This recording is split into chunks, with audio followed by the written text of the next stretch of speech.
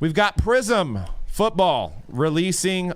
Some of it's releasing on Monday. Some of it's already out on the retail. Like I said, some of you see those guys with the socks and the sandals and the shorts waiting to Walmart. They may be eating their lunch, their dinner, and their breakfast while they're waiting for the guys. Out. I didn't know that. Retail is out already in certain parts of the world. I don't think it's out around here, but it is. I've seen some East Coast and some Midwest guys claiming that they found some blasters and they're trying to charge car prices for blasters. But it's out there. But we've got No Huddle releasing on Monday. No Huddle comes out. We've Cyber got Monday, breaks. huh? Yep, Cyber Monday, I guess. Is that going down? 100%. Yep. As of today, it's going down, and Rookies and Stars coming out there as well. But I wanted to kind of divulge into some of these cards. There's already some of the base cards and parallels already on eBay from the people that have probably gotten the retail. So you can already see with bids, you've got an orange disco, which I believe is out of the No Huddle, so somebody must have gotten that early. Tua orange disco, I don't know what it's numbered to, but already going for $400 with 5 hours left. You got a red, white, and blue refractor of Mr. Herbert. That's $4.99. Dude, No Huddle, what the heck? Somebody really did get early already in the opening. Somebody must have, yeah. Somebody must have. My question to you guys here and in the chat is, let's make predictions. And let's not go with the colors here. Let's go with base cards. Let's go for the 3 quarterbacks. What do you think the base rookie cards are going to sell for Tua, Herbert, and Burrow? Raw. Just somebody opens it up, throws it on eBay. Just a regular base. Yep. Right. Regular base. No silver, no blue, no red, no nothing. Just regular base cards. Herbert.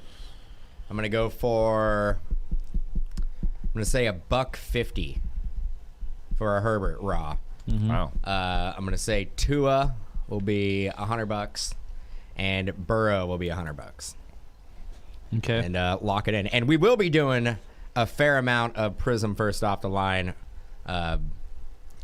It probably may not be full cases because it's so expensive, but we definitely will be doing something. We were possibly talking about doing one hobby box, one first off the line box random, so it's kind of affordable. I don't know, maybe 4, 2 of each, maybe 1 of each. I don't know. We're gonna definitely be doing some for that. Keep it funky. Tua Porter in the chat says Tua $80, Herbert $100, and Burrow $65. I mean, what worries me is there's gonna be more this year than every year. We say this every year. Yeah, but you said out of the gate. Out of the gate, yeah, that's Out true. of the gate. Out of the gate. I mean, those are not premium where it prices. settles. Yeah. I mean, I did mine. What do you guys think? I made it easy for you. Mm-hmm. Yeah, go ahead. I think Herbert will be the top guy selling out the gate. Tua second.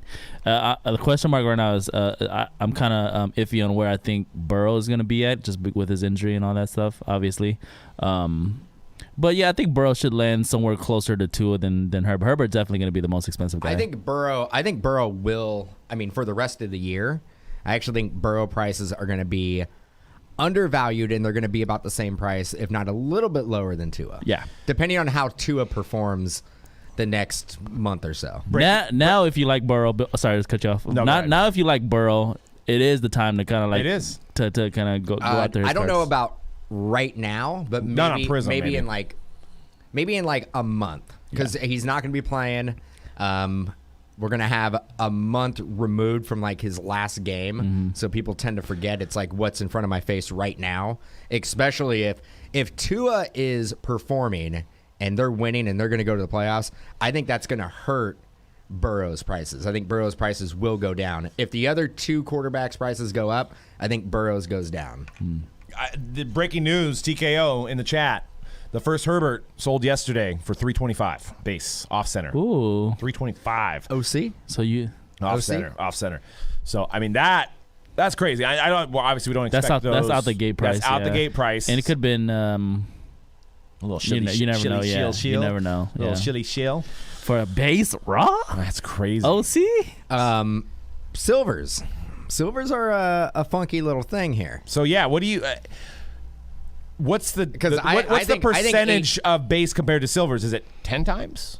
Is it 15 times? Is it 5 times? What do you think the base compared to the silvers? Because I was looking in the chat that I think Herbert 10 silver times. maybe 850 raw. I think it's going to be a lot higher than that, or it should be. You got to remember, silvers are 1 silver. A box Per box. 2 now. 2. Remember, 2. Oh, they busting it. Oh, God. Unless blowout was wrong. Remember, 2, not 1, 2. But So yeah, now actually I don't know what it's worth. Yeah. Yeah, but I was basing it off of 1. Yeah, that cuts. Maybe it is $850. I don't know. Well, here's the thing. I mean, we don't know how big the checklist is. So if they I'd say it's safe to if they assume- increase the checklist, that means the vets are going to have more silvers too. We can't do this anymore. We got to put our Yeah, foot see, down. box break, 2 silver prisms, 9 numbered prisms, 24 rookies, 4 inserts, 2 autos. You got to think what? So doing some math here real quick on the fly. If there's 24 rookies in a box, let's just say they use a checklist of 100 rookies. Is 100 rookies to be safe? Because they're going to throw in the Jordan Brooks and the Jake Luton. I would say 80 rookies. I mean, 100 rookies is a lot. Okay, anywhere from between 80 and 100. So you should get one every 4 boxes. You should get one of the guys, assuming they fall at the same rate. So that means in a case break, you're going to get 3 regular rookies ish, 3 to 4. But I remember, like, wouldn't you get like 1 rookie per box? Like, wouldn't you get It's 2 like at the end. So it's 12 packs. It's 12 packs, right? Yeah, 12 packs, and it's 24 rookies. So it's 2 pack. Same format they've always had there. So it's like, you open it up and So you you're got definitely not going to be guaranteed a Herbert in every box. not in every box, no. Well, it's 24. There's 24, right? So yeah, like depending on what the checklist comes out So as. maybe one every 4, 1 every 5. Yeah, so I think you should get around 2 to 3 rookies per case Now- of each guy. What I was going to complain about, and that's what I do. I like complaining. We went from every rookie being a silver, not that long ago, 2017, to 2018, there being 1 silver per box. They rolled it the same way with 2019. Yep. Now we switched it up again, and now it's 2 silvers. We need Consistency? consistency. We need to stop. We need to chill out, because it's super confusing. Like the Patrick Mahomes goes for how much? I think it's around 5. $5,000, Yeah. not 500. $5,000. Now every rookie that you get out of that box is going to be a silver. Yes.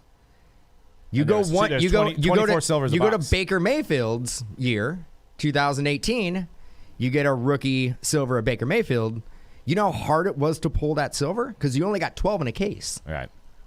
And what, a 200 and maybe 250 Checklist. Ish. subject checklist. That's really, really hard. Yeah. It's really hard to get, but it doesn't go for the premium that it should. I think silvers in 18 and 19, and now even in 2020, are supremely undervalued. Well, here's the thing. I think what I kind of like the guy, and I know I'm going against consistency here, but I do like the fact that they're doing 2, because I think the market can handle 2. I think there maybe isn't enough Kyler out there based on the demand. But if you get more in the market, that's good. If you have a Kyler, though, if you have a Kyler silver, you don't want more in the market.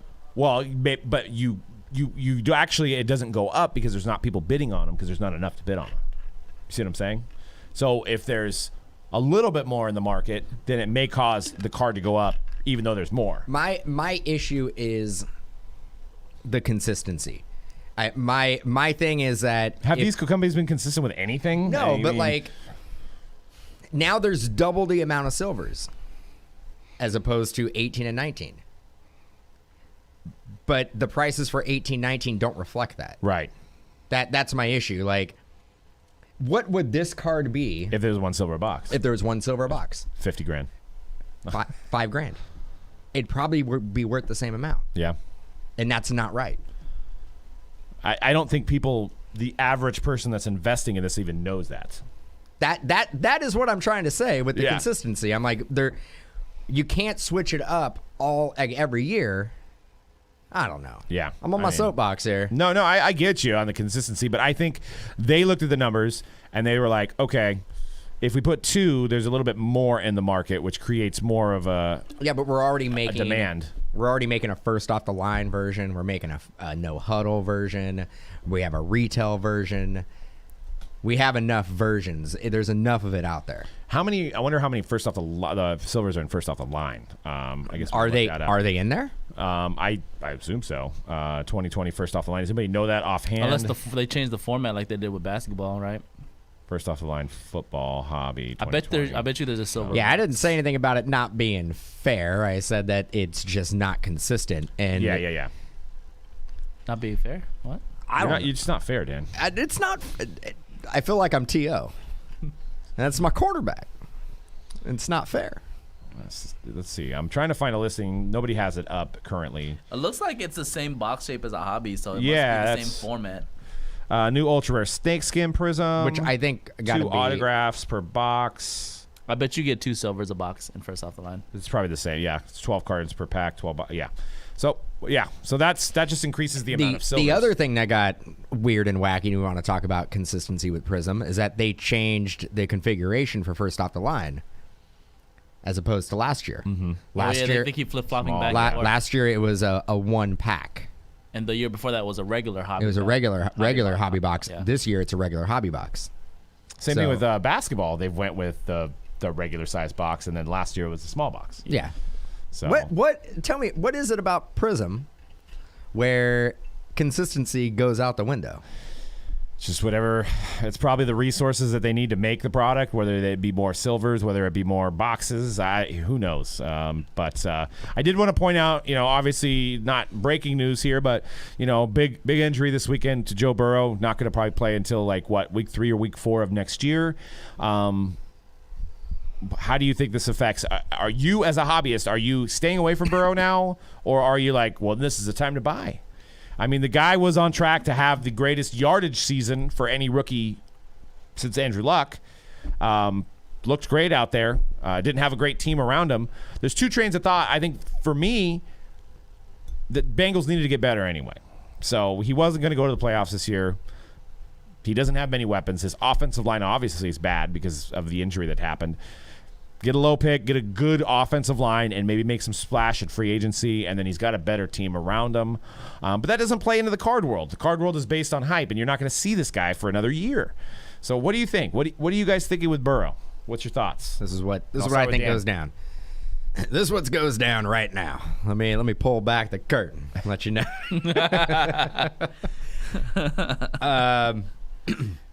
So I think they'll go down about 20% from what they were going at the peak when he was playing. He's playing well. They'll go down about 20%, and then they're going to stabilize there. You're not going to see the market, the bottom drop out of Burrow, because people are still going to speculate. He's still the franchise quarterback. He's going to come back. He's going to be fine. He may not be as mobile as he was. It's a pretty serious injury. But he is going to be fine. He's going to be okay. But I see about a 20% decrease in his prices. Then they'll basically hover around there. It's about the 2 other guys right now. It's about Tua and it's about Herbert. They just got to perform. The thing that sucks about Herbert is that it seems like week in and week out I talk about how good he looks, but he's not getting wins. And that isn't really affecting his card prices. But if they were in the playoff hunt, his prices would be triple they are right now. Yeah. They'd be like petty prices. But I mean, they're not. That team's bad. I could see, obviously buying a Prizm for whatever, $100, $200, or whatever, or less than that, and getting graded and hold on to it. But what does this do to the high end? What does this do to his RPAs? What does this do to his Shield 101? Are you going to be like, okay, cool, I want to buy a Shield 101 for $150,000? That's got to be like a very kind of hanging by a thread investment, okay, right? Well, let's say, hypothetically, that the Bengals win another 2 games, right? Yeah. And he finishes the season, he doesn't get hurt. They go... You mean if he didn't get hurt? If he didn't get hurt. So let's say they go 4-12. I don't know how many games they've won. Let's say they go 4-12. They have he has a good season. He puts up a lot of yards, but a lot of interceptions, not a ton of touchdowns. But he basically finishes out how he was projected to finish out. What do you think his RPAs go for? They go for about 3,500 for a number to 99. What do you think? I think we're looking at this. If he finished out the season the same, like the way injured, like on the projection that I feel like he would have been on about the same. I would look at it like a Baker May situation. Remember back then you were talking about how you couldn't understand how his prices were so high based on what he had done, like his rookie campaign. You remember that? So I think he would have still been the highest selling quarterback but non-injury. Baker was like what, 8-8 or Baker 7-9? he went 7-9-1. His team was winning. I think they almost made the playoffs. They were like a game or two out of the playoffs. Joe Burrow and the Bengals were not going to be there. I think there was speculation that because Baker finished his rookie season so well that they were turning the corner and they were going to be a playoff team. And look at them now; they're a playoff team now. I think maybe I'm wrong, but I thought they only had 6 wins there when his rookie season. I think they went 6-9-1. But yeah, 6-8-1 maybe. My point mainly was that they had a tie. My point mainly was that Baker May was but still. he may have won like 4 of his last games. I think he won like 4 of his last games. Yeah, and he had the touchdown record for rookies. No, statistically, he had a great rookie season, but just like what you were saying all year that year, Dan, was that you couldn't understand how his prices could be so high with the team success. But Baker's his prices really started going up after the season was over. Yeah. Mm-hmm. It was the people speculating that like because he finished so strong and that they had won like a handful of games going into the next season, everybody was buying and paying ridiculous prices for Baker. I think, hypothetically speaking, if Burrow never got injured, I feel like he would be in a similar situation. Like people would be high on him. He would have to win. 4 games going in, like the last 4 games he would have to win. I don't see that happening with his team. Yeah. Do you think that he would have been higher than 3,500? Like, yes. Yeah. If he's still playing. Yep. And the thing is about like they have a losing record. Obviously, the Bengals, they're not good. Their offensive line's in shambles. But they were Burrow kept them in a lot of games just off the strength of how good he was. So you could look at those losses in different ways. You could take that as okay, they lost, because they're not a great team, or you could look at it like he almost won those games for them single-handedly. A lot of those very close losses. So I think if we're hypothetically speaking, he didn't get injured. He would be the top selling quarterback still by the time NT releases. I feel like RPA wise. Well, if history repeats itself too, you got to look at a couple things. So if you look at the 17 draft, right, you've got Trubisky, which nobody seems to want, and who knows if he's going to start another game. You have Watson, which who knows, right? Who knows if Watson's going to come around and be a guy that's going to win? Maybe necessarily not his fault. Maybe the Texans organization is just terrible. And then you obviously have Mahomes, which was a home run. You go to 18, Darnold. Does anybody want Darnold? Might not be on the Jets next year. Does anybody want? We're just talking Baker Mayfield. His prices have gone down. Yeah, I think you buy Baker right now. Yeah, Baker's on the Baker back, might be a buy. The Browns are probably going to make the playoffs. Mm-hmm. But I think the point I'm trying to get to is when Lamar is on the decline. His prices are still good. Might consider selling right now. They're definitely going down. They're definitely going down. So if you compare it, there's one quarterback that comes out of all of those, right? So Mahomes out of 17. Now it's Josh Allen, right? Josh Allen coming at 18. The story's not completely shut on Baker. The story's not shut on Lamar. There's still time. But Trubisky, if people invested big money in Trubisky, thought he was going to be good. He went to the Bears, which is a big team, a lot of fans. Mm-hmm. So saying that Tua, Herbert, and Burrow are going to be the top 5 is impossible, right? No, it's not going to happen. So it's like, that's the problem I have with Burrow. I love Burrow. He's probably my favorite out of the 3, but the fact that he plays for the Bengals hurts me. Like, it's like, at least if you got a quarterback like Dak and he's having a bad game, you can still have Cowboy fans that want to buy the cards, right? There's not. Sorry, Bengal fans. There's not a lot of Bengal fans out there. Even the Browns. A couple weeks ago, right? What in our little debate? I did. Hey, this industry is weird and wacky, man. Like things change on a week-to-week basis. All right, wait. Are you Herbert? You Herbert now? I'm still because I would have been. I can't predict an injury. I didn't say he was going to get benched or anything, or he was going to. Yeah, that was tough. But you are correct when it comes. Like you look at 19 as well. Like Kyler is pulling away from the pack. Yeah, Daniel Jones. Haskins. He's already Dwayne Haskins. Who knows? He is the backup to the backup now. Gardner Minshew which wasn't a big name at the gate, but so it's like I don't know. Like you look at those. The Chargers don't really have a huge fan base. They have a lot of fans. Herbert is, in every game I watch him play, he is legit. He is absolutely legit. And he does have some pretty good weapons around him offensively. It's the defense with injuries. That's where their issue is, and that's why they've been in a lot of games. They could be in the running for the West. Well, here's also they lost a lot of really close games, but he does have Keenan Allen, who you can make an argument is a top 5 receiver in the league. He always is putting up stats. Mike Williams, who has all the talent and the size to be one of the best receivers in the league, but is a little inconsistent. But he has Hunter Henry. Their running backs are kind of banged up, but I don't know, man. Yeah, I mean, Herbert is legit. But see, I like Herbert too. I think if you gave me the choice to buy between Tua and Herbert, I think I'm buying Herbert right now. But my issue with Herbert is Phillip Rivers never sold. Phillip Rivers had a good career. Phillip Rivers is still having a decent career. Did he win a Super Bowl? No. But every year he put up stats. Nobody cared. Eli Manning was probably outselling him. Ben Roethlisberger probably outselling him. Phillip Rivers had a good career, so that makes me worried about a Charger fan base to buy a top 5 quarterback. Like he literally has to be the best in the league for me to see 10 years from now. Tua, I think the Dolphins have that fan base. The Dolphins, they have that perfect season. I think there's a lot of buzz in Miami to be good.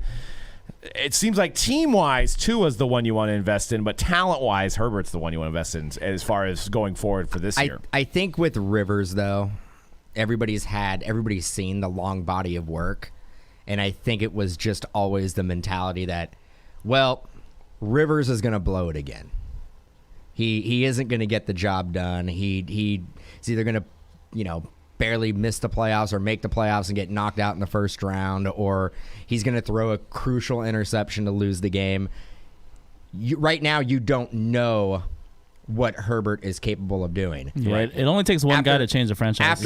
After 5 to 8 years of watching Phillip Rivers, you knew what you were going to get with Phillip Rivers. Oh, and Porter brings up a good point. Rivers came into the league when cards weren't really selling, and Herbert is in a red-hot market. So, yes, it is a little bit different comparing those two time periods. We were talking kind of a little bit about Lamar Jackson. Chris brings up a good point in the chat. Can you be an MVP and then be a bust? Maybe in the card market. I don't think in life. Or I think if you win an MVP, you're good. I mean, Lamar Jackson is good for at least 5 years, and I think we were talking about this before. Like when his rookie contract is up, because he is won an MVP, the Ravens have to give him a blank check, right?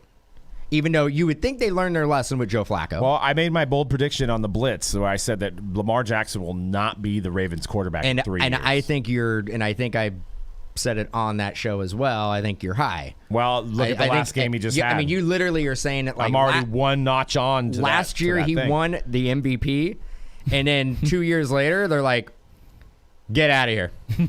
Well, if it's a matter of paying him $40 million to stay, there's MVPs. They're dime a dozen. I'm not saying he's not going to be a great quarterback in 3 years. I'm just saying he's not going to be a Raven. That's what I'm saying. So, I think I think the Ravens sign him to an extension right away.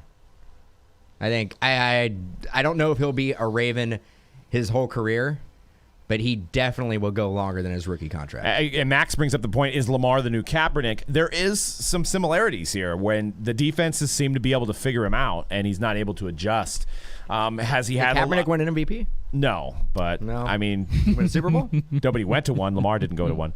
But once they and they would have won one if Alex Smith was in the game. But I mean, once they figured out Cap and they were able to put a spy on him, it seemed like he wasn't accurate enough to win the games with his arm. I think Lamar Jackson has a more accurate arm than Kaepernick.